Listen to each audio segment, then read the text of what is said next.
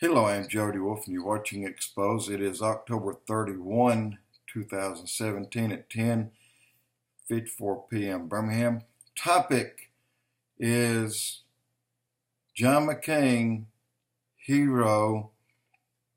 I'm going to have a question mark behind this. Not that I question that he was a hero.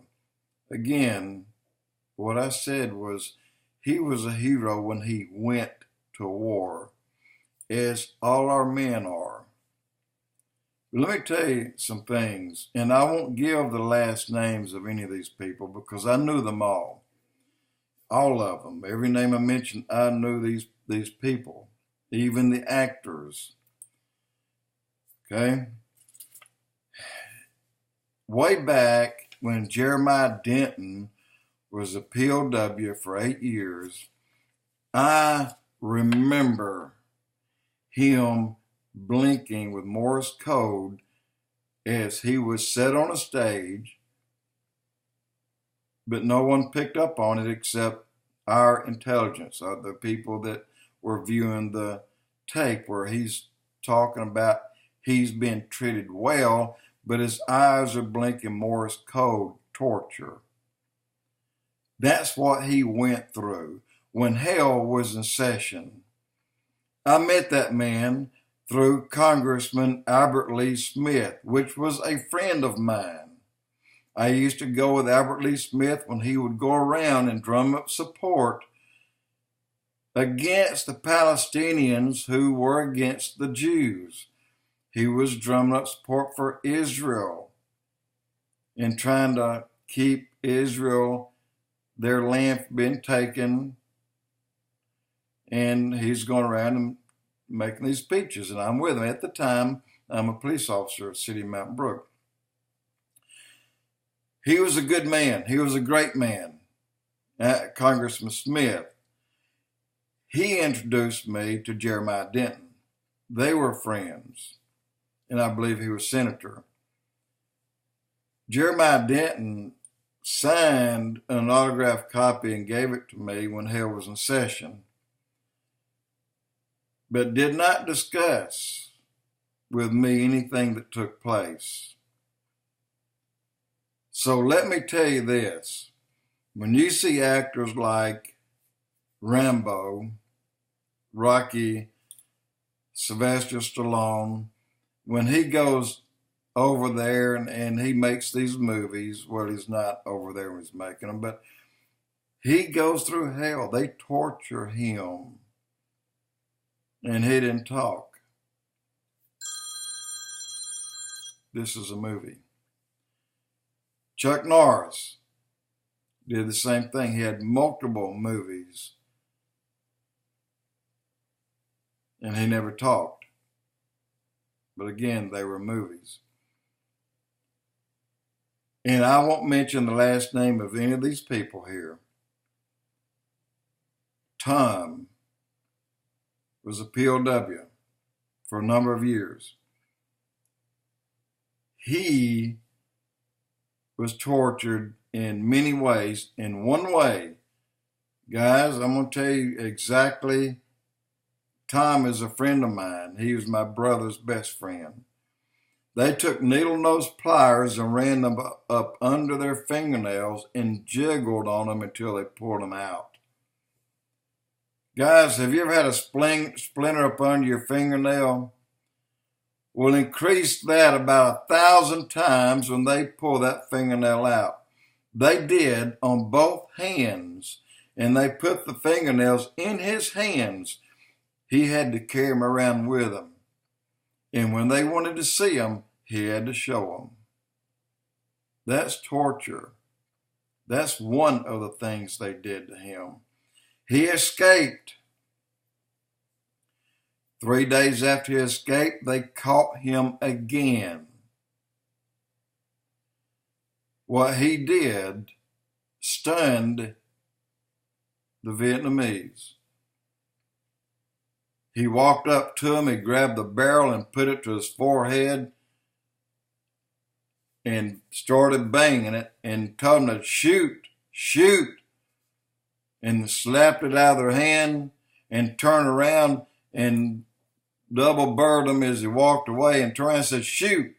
He said, "I'm not going back alive. Shoot me." And he walked away.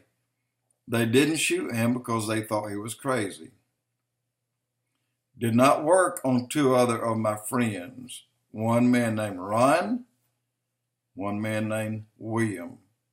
They were both killed. Another man named Ron or Ronald came home. He did not have a left hand. From below his elbow down, it wasn't there. But mentally, he was far worse off than he was by not having that left arm until he took his own life. He couldn't handle the pressure. He lived it every night. And I have others that I can tell you other stories. But when I can tell you, Jeremiah Denton will tell you the same thing. Everyone's not the same. Some people, too much torture is just that. Why do you think that they're able to get all of these guys who took these airplanes and took them in the Twin Towers sing like little canaries? Well, they did. What they did to John Mccain was probably on a level considerably worse than that. You've heard some of them. You've not heard all of them. And when I say John McCain went to war a hero, and Trump said he was not a hero because he was captured and he was a POW. But a lot of people are making a big deal of that. What they come back, you have no idea what they went through. You have no idea the torture that some went through. And they dislocated both of his shoulders multiple times and his arms multiple times and broke parts of him so that he couldn't walk over and over and over. Sometimes people have a breaking point. I don't know what I would do, but I don't know if John McCain did anything on a level of 1 to 10, not even a 1 compared to Burdoff. He hit a 10 because he left his platoon. He walked away from them and he walked into ISIS camp. There's a difference there. So don't judge McCain on what he went through and what he did as a result of that.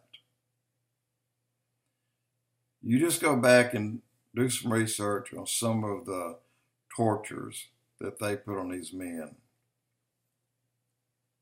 I had 2 uncles. Both were POWs, Korean War.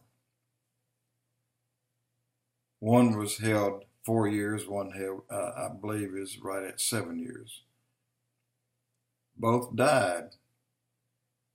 One of them 2 weeks after he got home, and the other one, I think he lived about 2 years. The one that died 2 weeks after he got home, he was on a bicycle and got hit by a car. But what they went through, they did not talk about. And all I'm telling you is we have no idea how any man's brain can compute under extreme pressure. Some men will break quicker than others, but at some point in time, every man will break. There is a breaking point.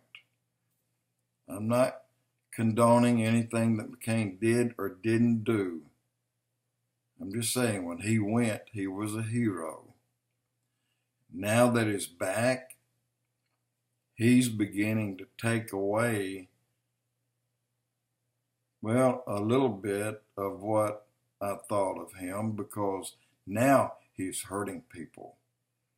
That's when hero status starts going down the tube. Not that he'd ever lose it by going, but he can lose it in the minds of millions of people by what he's doing to them today. He needs to retire, and he needs to go sit on the porch and quit hurting 330 million Americans. But you can give me all the dislikes you want. But you heard my story. Do with it what you will. Jody Wolf Expoz.